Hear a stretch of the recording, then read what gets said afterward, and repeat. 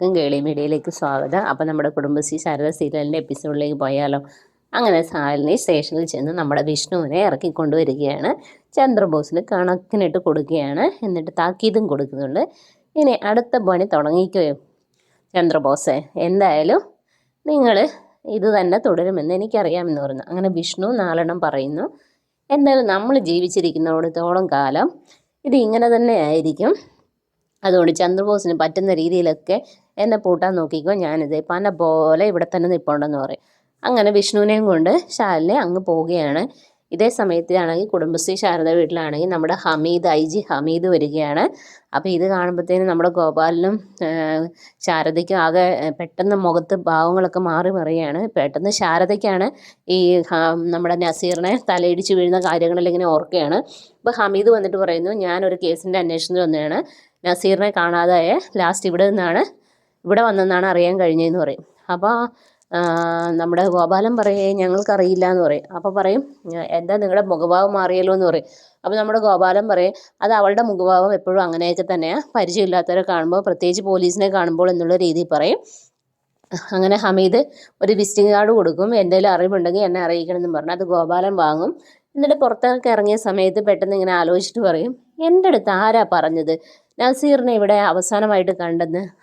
നൂർജഹാൻ. ഇത് പറയുമ്പോഴത്തേനും രണ്ടുപേരുടെ ഗോപാലൻ്റെ നമ്മുടെ ശാരദയുടെ മുഖഭാവം മാറുന്നുണ്ട്. അപ്പോൾ അത് ഹമീദ് ശ്രദ്ധിക്കുന്നുണ്ട്. അപ്പോൾ അയാൾക്ക് എന്തോ ഒരു ക്ലൂ കിട്ടുന്നുണ്ട്. അയാൾ എന്നിട്ട് തിരിച്ച് അവിടെ നിന്ന് മടങ്ങുകയാണ്. തിരിച്ച് കാറിൽ യാത്ര ചെയ്യുകയാണ്. അങ്ങനെ വിഷ്ണു ശാലിനി നമ്മുടെ വിഷ്ണുവിനെ കൊണ്ട് ശാരദയുടെ വീട്ടിൽ സത്യഭാമയുടെ വീട്ടിലേക്ക് കൊണ്ടാക്കുകയാണ്. അങ്ങനെ വീട്ടിൽ കൊണ്ടുവിടുന്ന സമയത്ത് നമ്മുടെ സത്യഭാമ പറയും കയറി വരാൻ പറയും. അപ്പോൾ അങ്ങനെ വിഷ്ണു കയറും. അപ്പോൾ ശാലിനി അവിടെ തന്നെ നിൽക്കും. അപ്പോൾ പറയും രണ്ടുപേരും കയറി വരാൻ പറയും. അപ്പോൾ ശാലിനിക്ക് അത്ഭുതമാകും. കാരണം സത്യഭാമയുടെ പെരുമാറ്റത്തിൽ നല്ല മാറ്റം വന്നിട്ടുണ്ടല്ലോ. അങ്ങനെ രണ്ടുപേരോട് വർത്തമാനമൊക്കെ പറയുന്നു. അപ്പം നമ്മുടെ രാഘവൻ നായർ വിഷ്ണുവിനോട് പറയും, ഞാൻ കാരണം നിനക്ക് ഇങ്ങനെയൊക്കെ ആകേണ്ടി വന്നത് എൻ്റെ ഓർമ്മക്കുറവാണ് എല്ലാത്തിനും കാരണം എന്നൊക്കെ പറയും. എന്നെ എല്ലാവരും കുറ്റപ്പെടുത്തി എന്നുള്ള രീതിയിലൊക്കെ സംസാരിക്കും. അപ്പോൾ വിഷ്ണു പറയും, അതൊന്നും സാരമില്ല അച്ഛാ, അതൊക്കെ പോട്ടെ, അതൊന്നും കുഴപ്പമില്ല, എന്തായാലും എനിക്കൊന്നും പറ്റിയില്ലല്ലോ, ഞാനിങ്ങ് വന്നല്ലോ എന്ന് പറയും. അപ്പോൾ സത്യഭാമ പറയും, അവർ നിന്നെ എന്തെങ്കിലും ഉപദ്രവിച്ചു? അപ്പോൾ പറയും, ശാലിനി അതിന് സമ്മതിച്ചിട്ട് വേണ്ടേന്ന് പറയും. അപ്പം നമ്മുടെ ചെറു പുഞ്ചിരിയോടെ സത്യഭാമ ഇങ്ങനെ നിൽക്കും. അപ്പോൾ സത്യഭാമ പറയും, അകത്തേക്ക് കയറി വാ എന്ന് പറയും. അപ്പോൾ ശാലിനി അവിടെ തന്നെ ഇങ്ങനെ നിൽക്കുക. അപ്പോൾ പറയും, എന്തെങ്കിലും കഴിച്ചിട്ട് പോകാമെന്ന് പറയും.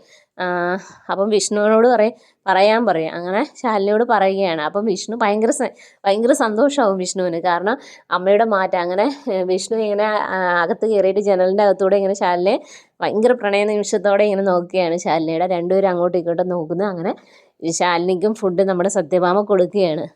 ഇതൊക്കെയാണ് എപ്പിസോഡിലുള്ളത്. അപ്പോൾ നാളത്തെ എപ്പിസോഡിന് എല്ലാവരും വെയിറ്റ് ചെയ്യുക. അപ്പോൾ okay, bye bye, thank you.